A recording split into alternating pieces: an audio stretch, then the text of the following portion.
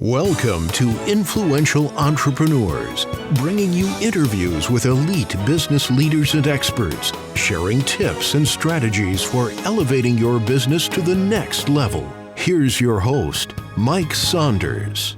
Hello and welcome to this episode of Influential Entrepreneurs. This is Mike Saunders, the Authority Positioning Coach. Today we have with us Liam Patterson, who's the CEO at Bidnamic. Liam, welcome to the program. Thanks for having me, Mike. You're welcome. So I want to get into what you do and how you do it and how you are different than most providers out there, but get us started with your story. What is your background and how did you get into the industry? Yeah, absolutely. So I'm an entrepreneur. I've been building e-commerce businesses, specifically e-commerce marketplaces for many years, built two successful marketplaces. So kind of been on the retailer side of scaling businesses, and of course, the entrepreneurial side of going out raising money and scaling up those companies. And I guess they had one thing in common, which was a real ability to scale and grow through a specific single marketing channel, which was Google search. And even more specifically, it was Google shopping. So you might have seen when you've gone to look and shop for any products, you type into Google the name of that product and a carousel appears right at the top of the main Google search. It shows typically about 5 products. You see a little tile, the image, the price, which retailer is selling the item.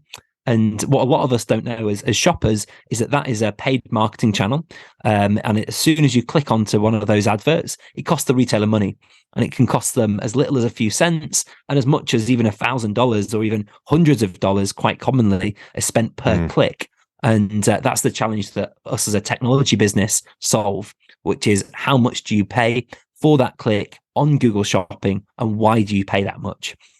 So we've got a big team of researchers now, of PhD researchers, of engineers who have understood all the nuances behind that click, such as what's the person searching for, what are they looking for, and we use all this information to compute and understand and set the right cost per click to pay for that click.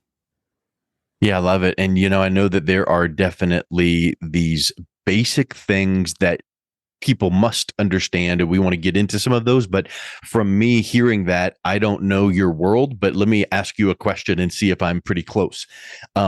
We will Google, let's say, our own brand name, and then see our own ad and notice that the ads that we're running are tied to our own brand name, which should never happen.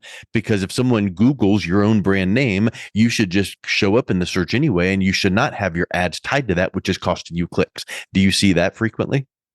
Yeah, we do. Yeah, unfortunately, and it even happens to us as well. So they're typically what's called search ads. So when someone searches for your brand, maybe the podcast name, maybe your business name, you can bid on those words. So you can bid on your competitors, for example. But unfortunately, they can also bid on your name. Even when it's a trademark, they can still do that within Google. And that means that when they click on, someone clicks onto that, they're going to go through to their website. So it's an opportunity for them to piggyback off your success, off your notoriety, and use that to drive traffic to their own website. And sometimes it's frustrating for shoppers, for people doing research, because you think you're going to one website, but suddenly you're on an entirely different website altogether. Also, it can be useful, I suppose. The opportunity is that person discovers a competitor to what they were looking for, and maybe there's an element of different price or different service levels, which is why people use that that technique and that tactic.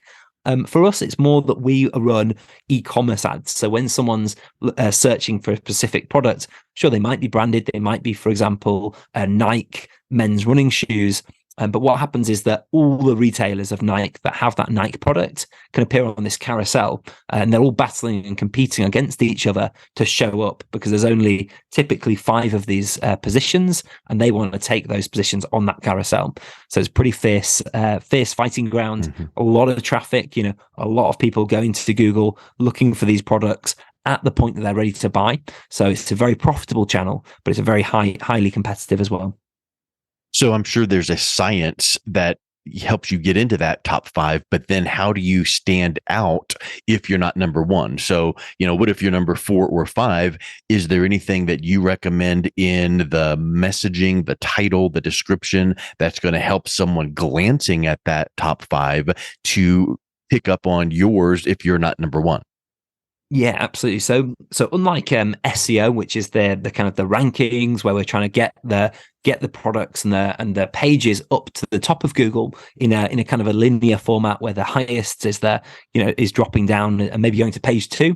Google Shopping works a little bit different. So it's a long thin carousel, which has these typically 5 positions. And unlike SEO and other areas, this is all about how much we're willing to pay Google. So for any product, we say we get any product to show up in front of customers that are looking for that product. The problem is how much we're willing to pay, because it's an auction. So you've got to pay 1 cent or 1 penny if you're in the UK to be able to outbid the competitor.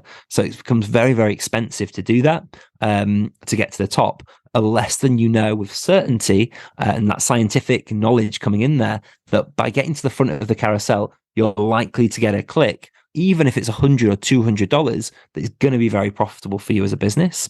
So we look at things around the business. So we look at what's the margin that they're selling, because someone who's selling a products that are 70 or 80% profit margin are going to be able to pay a lot more for a click than someone who's only 5 or 10% profit margin, who's not making much per sale.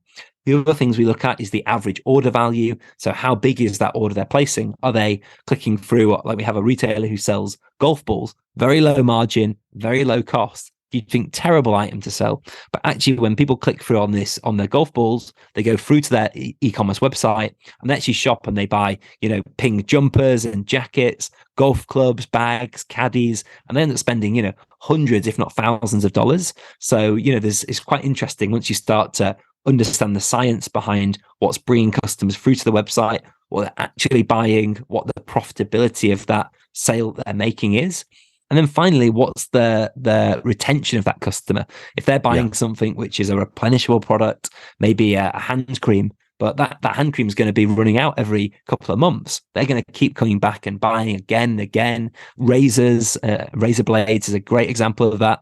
We've got a big client who, again, they don't make much on the first sale. In fact, they make a loss, but they know that customer is on a subscription. They're getting the razor blades every month, and they're going to stay with them for a long time. So there's all these nuances which our software understands and computes and places that bid. And by placing that bid, the higher we're able to bid for it, the more we're going to move across the carousel. So it's not so much to do with the titles or descriptions, whilst they are relevant to make sure you're showing up for the right type of products, the right type of search terms. It's really all about the bidding. So how much you can afford to pay and being able to pay the most to kind of muscle out the other sellers and the other merchants to get to the front of that queue. And what predicates what you can afford to pay is what happens when someone clicks on the ad, goes to your website, and then makes a decision. Well, if they bounce right off, you're not going to be able to afford to pay much because you're not making sales and converting. So one of the things you said was about like golf balls. And if you click that ad and you go to their website and maybe it's like, oh yeah, there's some golf balls, but there's also 14 other products and, all surrounding golf. And that's wonderful. But what research do you see out there and recommend to your clients to say, okay, if this ad is about golf balls, send them to the page on your website only about golf balls. And then once they purchase the golf ball, maybe then you can go, oh, by the way, would you also need this? Because people tend to get overwhelmed or confused if they see other things than what they initially clicked. Is there some thoughts around that? Yeah, absolutely. It's a really, really interesting point. So specifically from this Google Shopping channel, from this carousel of ads, what we're seeing, which is quite shocking, is that when people are clicking, we're seeing north of 50% of that traffic, which is coming through from Google Shopping, bouncing straight off. And it doesn't matter if it's us running the ads or if it's, people in-house doing it or it's different agencies. We're seeing this right across the board that more than 50% of the clicks, which are costing retailers money every single time someone clicks, is bouncing right off the page. And we have 2 reasons why we're seeing that. The first one is that people are typing in generic terms such as golf balls, and they're coming through, but Google forces us to drive that traffic to a specific what they call a product details page. So rather than being able to bring it to a collection or a category, like you might do in a physical store, or even bring it through to that on your e-commerce store, you have to, with Google Shopping, drop it onto a single product page. So that means that they're suddenly typing in golf balls, going through to one set of golf balls, and then they're not finding all the other types. So quite often they find, oh, that's not the golf balls I wanted. I wanted a larger pack. I wanted a different brand. I want a different color. And they're not aware that retailer sells it. So it's easier for them to press the back button, go back to Google, click a different ad, maybe refine their search, and then click a different ad.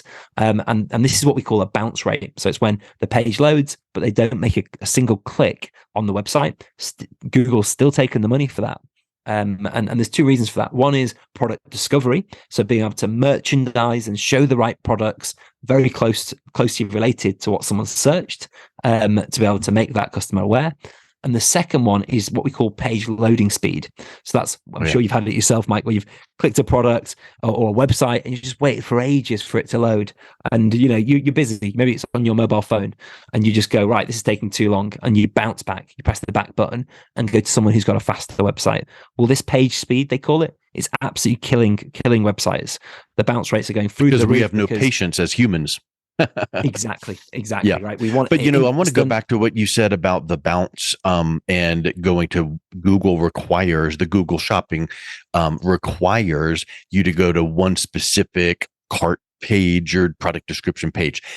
Is there any way on that product description page to have a section, maybe in all bold, that says not, finding what you're looking for, click here to view our full catalog, something like that on that specific golf ball page in that example?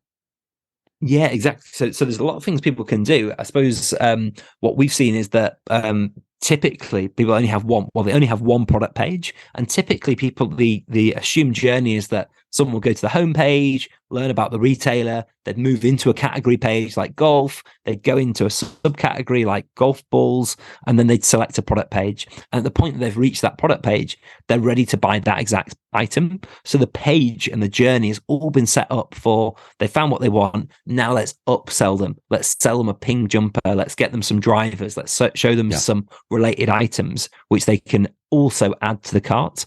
But the journey with Google Shopping is they're coming straight in from Google Shopping carousel onto the website, into a page. So what they're being shown, even when they've asked Google for golf balls, is they're being shown other items that aren't golf balls. They're showing T-shirts. They're showing, all these other items, but it's not what they're looking for. So, so what we've actually built at Bidnamic is a dedicated landing page built explicitly for the journey of Google Shopping.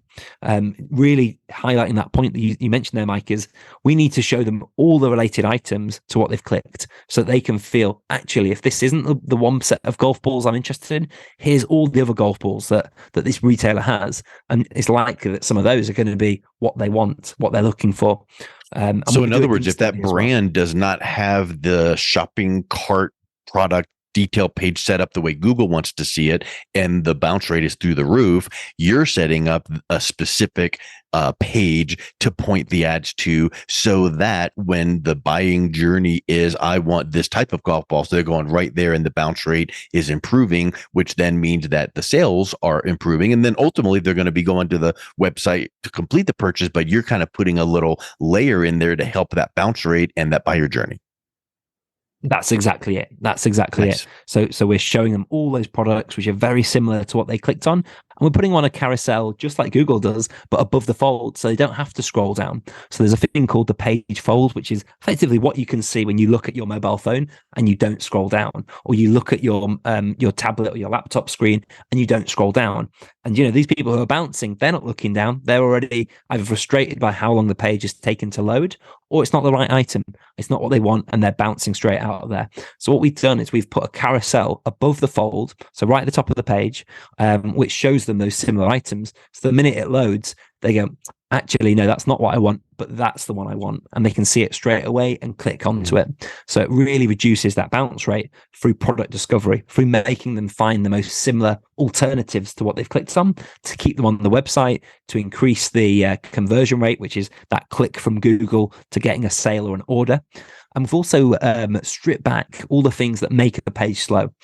We've used the best technology available, intense R&D, research and development to make this really, really quick. So we can load that page in under 1 second. So incredibly fast. And Google actually say that the difference between a page which is loading up to 5 seconds and a page which loads in 1 second or less is a 90% reduction in bounce rate. So it's a huge saving. Yeah, because speed is that important. And once you combine incredibly fast speed, under 1 second to load that page, and product discovery, showing them all the similar alternatives above the fold on the load, that's what we've generated just for Google Shopping. So you can't find this page anywhere else. It's as soon as you click that ad, you land on that page, fully branded, fully integrated with that retailer's site. You can add to cart and buy then and there. And we're seeing just a breakthrough success for retailers that are utilizing this technology, which we're calling discovery pages.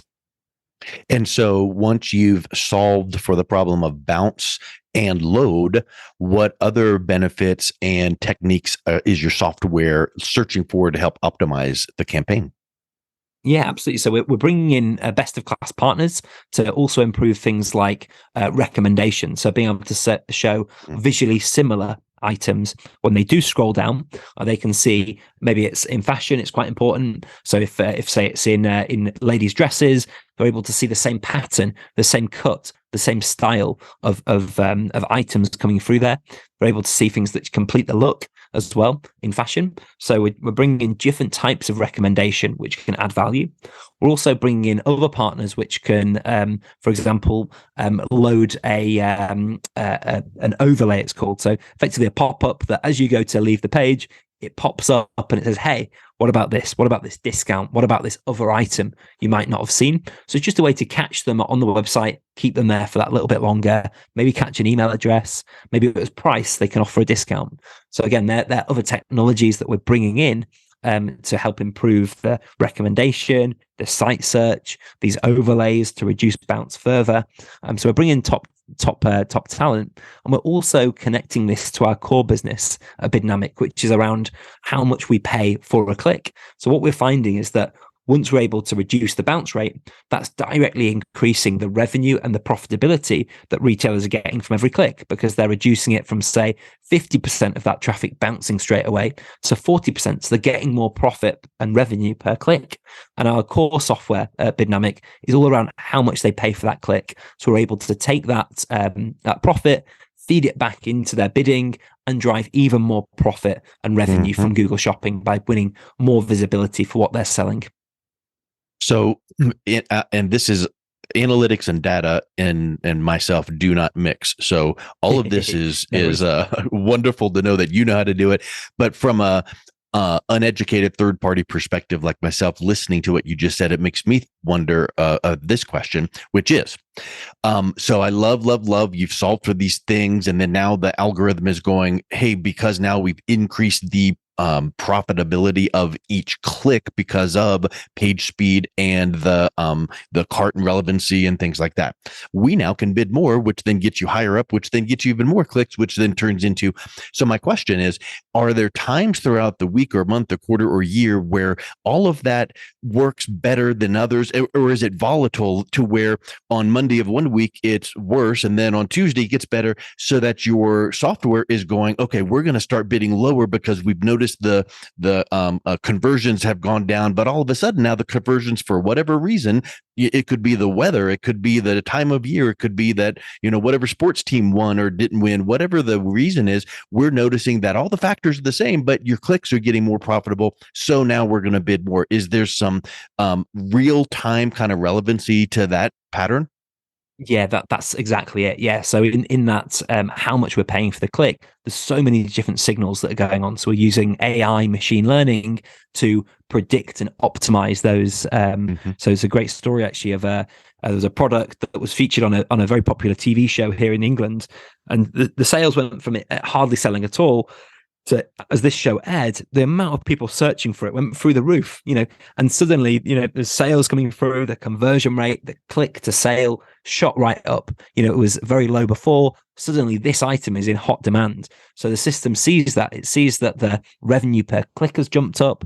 the conversion rate, that click to sale, the profit has gone up. So rather than if it was being managed by someone, maybe myself or yourself, we've got plans on a Saturday or Sunday when this show aired, we're unlikely to spot that.